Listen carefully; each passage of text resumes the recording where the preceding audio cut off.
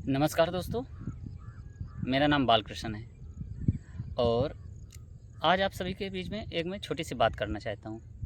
जैसा कि आप सभी ने देखा होगा कि अभी कुछ ही दिन पहले एक मूवी आई थी जिसको शायद सैयारा कहते हैं, जो भी हो सैयारा या सैयारा।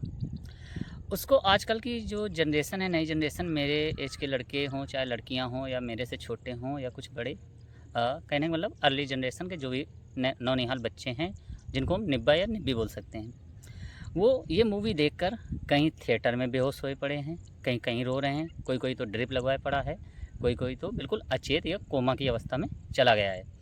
और आपने देखा होगा सोशल मीडिया में, चाहे यूट्यूब हो, इंस्टा हो, फेसबुक हो, ट्विटर हो, हर जगह इसके ट्रेंड के कीड़े मिल जाएंगे। हर जगह ये छाए पड़े हैं, बिल्कुल रोए पड़े हैं, रुदन मचा पड़ा है इनका, प्रलय सी आ गई है। चलिए वो ठीक था, ये आजकल के बच्चे हैं, अचानक से भावनाओं में बह जाते हैं, अच्छी बात है, मूवी देखना भी अच्छी बात है।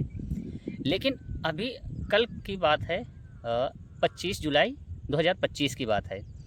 यदि आप सभी को पता हो, राजस्थान के झालावाड़ करके, राजस्थान का एक झालावाड़ करके एक ज़िला है जहाँ पे पिपलौद एक गांव पड़ता है।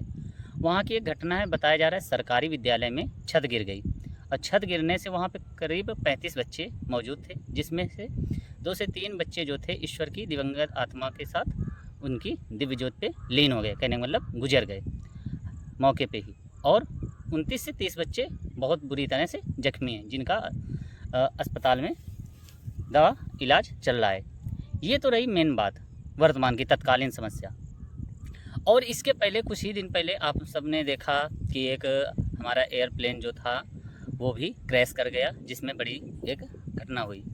और इसके पहले आप लोगों ने देखा होगा पहलगाम हमारे यहाँ आतंकी हमला हुआ।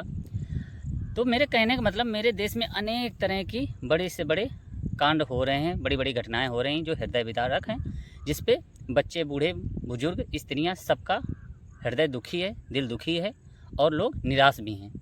लेकिन आप लोगों ने कहीं देखा है कि ये जो नई जनरेशन आज मूवीज़ देख करके, रील्स देखकर रो रहे हैं, इनका एक भी कोई व्यक्ति, लड़का हो या लड़की, उसका एक भी वीडियो मुझे दिखा दीजिए जिसमें ये कल वाली विद्यालय गिरने की वजह से जो घटना हुई है उसमें एक भी कोई रोया हो।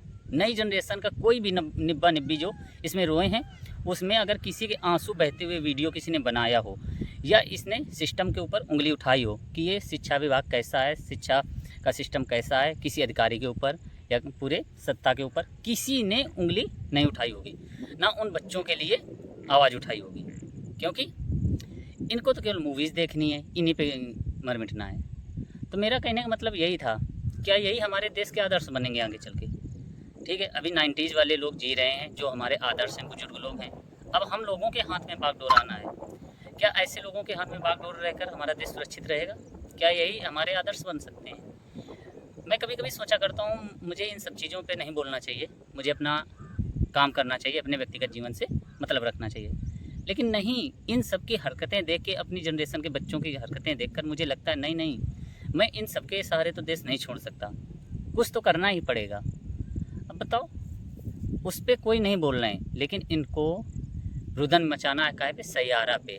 हर जगह रील्स बनानी है, क्लिप बनानी है। अरे आप यंग जनरेशन है, देश की शिक्षा देखिए, भुखमरी देखिए, गरीबी देखिए, महंगाई देखिए, भ्रष्टाचार देखिए, हर जगह हो रहा उत्पीड़न देखिए, इन पर आवाज़ उठाइए। महिला आयोग के साथ मिलकर कार्य करिए, पुरुषों के साथ हो रहे अत्याचार उसको देखिए, हर जगह पारदर्शिता लाइए, अपने क्षेत्र की चीज़ों को विकास करवाइए। लेकिन उन पे आपका ध्यान नहीं है।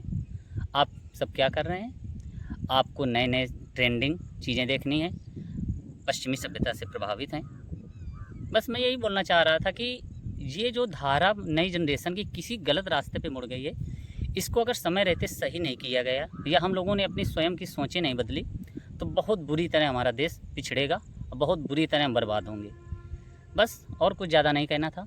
और आप सभी से मेरी तरफ से, और आप सभी लोग उन जो 2 से 3 बच्चों की मृत्यु हो गई है, उनकी आत्मा के लिए हम सभी लोग शांति, ईश्वर से प्रार्थना करेंगे कि उनकी आत्मा को शांति मिले। और जो भी परिवार हैं उनको सरकार उचित मुआवजा दे, और जो भी इस पे दोषी है उनको कड़ी से कड़ी सज़ा दिलाई जाए, और इस पे जवाबदेही सरकार तय करे। केवल मुआवजा देने तक ही नहीं होना चाहिए, क्योंकि अगर मुआवजा ही देना सब कुछ है तो आगे किसी का भी इस पे नंबर हो सकता है। ठीक है, तो यहीं तक था आज का वीडियो दोस्तों। जय हिंद, जय भारत।